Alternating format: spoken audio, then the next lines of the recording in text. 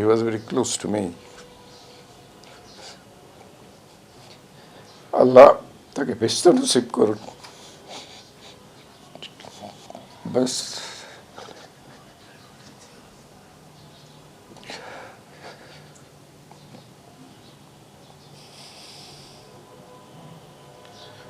গ্রামের প্রতিবাদী যুবক এই চরিত্রে ফারুক যেভাবে মানুষের অন্তরের মধ্যে ঢুকে গেছে এবং সে যে অভিনয়ের প্রতিভা সে স্ফুরণ তার হয়েছে সেখানে, আমার ধারণা তো যে বাংলাদেশ চলচ্চিত্র জগতে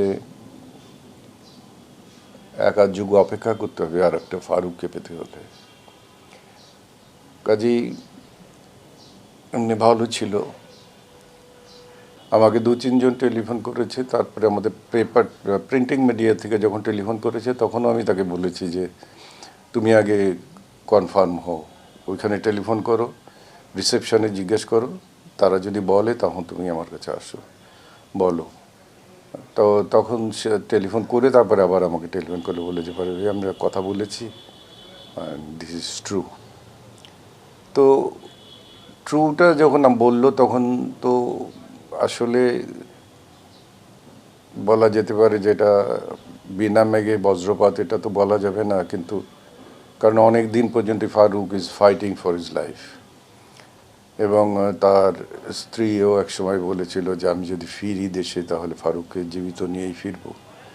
উই এক্সপেক্টেড যে আল্লাহ একটা মিরাকল করতে পারে। মাঝখানে এমন একটা অবস্থানে ছিল ফারুক যখন তাকে লাইফ সাপোর্টে রাখা হয়েছিল, তো সেই লাইফ সাপোর্ট থেকেও সে কিন্তু অনেক দিন লাইফ সাপোর্টে ছিল। লাইফ সাপোর্ট মানে basically clinically that man is dead, machineries দিয়ে তাকে বাঁচিয়ে রাখার চেষ্টা করা হয়।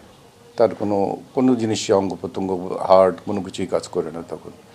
কিন্তু সেখান থেকেও ফারুক কিন্তু ফিরে এসেছিল, অনেক দিন পরে ফিরে এসেছিল। অ্যান্ড উই গট যে একটা আশার আলো দেখতে পেয়েছিলাম যে যেখান থেকে সে ফিরে এসছে এবং মানুষকে চিনতে পারছে বা কথা বলার একটু চেষ্টা করে পারছে, তখন উই এক্সপেক্টেড যে আল্লাহ হয়তো ওকে রহমত করবেন এবং ওকে ফিরিয়ে দেবেন। কিন্তু যাই হোক, আল্লাহ মানুষকে যতদিন হায়াত দান করেছেন ততদিনই মানুষ জীবিত থাকবে। যখন সময় আসবে তখন আমাদের সবাইকে চলে যেতে হবে। তো আমার খুব আপনজন বলতে যেটা বলা যায় সেটা ছিল এই হিসাবে, যে অনেকেই হয়তো জানে না, আমি যখন ঢাকা ইউনিভার্সিটির ইকবাল হলে ছাত্র ছিলাম তখন ফারুক জগন্নাথ কলেজ, তখন জগন্নাথ বিশ্ববিদ্যালয় নয়, জগন্নাথ কলেজে ফার্স্ট ইয়ারে ভর্তি হয়েছিল। তো তখন ভর্তি হয়েছিল এবং ছাত্রলীগই করতো অটোমেটিক্যালি।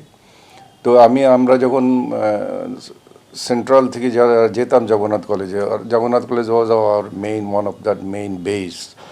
তো সেখানে অনেক কর্মী উৎসাহী যারা ছিল তাদের মধ্যে ও ছিল একজন। তো সেই হিসাবে সেই সময় থেকেই আমার সম্পর্ক। তো এই আকবরী ওকে আনেন এবং জলছবিতে ফারুক আসা পরে তো আই ওয়াজ ভেরি হ্যাপি, কারণ আমাদেরই একটা ছেলে ফিল্মের হিরো হয়ে গেছে।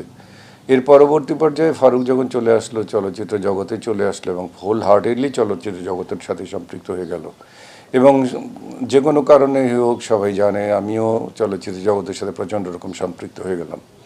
এবং এই সম্পৃক্ত হওয়ার পরবর্তী পর্যায়ে ফারুক সাথে আমার সে হৃদ্যতাপূর্ণ সম্পর্ক আগে যেটা ছিল একটু দূরত্ব ছিল, যে সিনিয়র স্টুডেন্ট আমি ইউনিভার্সিটির ও কলেজের, এরকম একটু বোধহয় হয়তো, আই ডোন্ট নো এক্স্যাক্টলি, কারণ সামনে আসলে তো ভাই ভাই আমরা সবাই ভাই ভাই করে বুকের মধ্যে জড়িয়ে ধরতাম।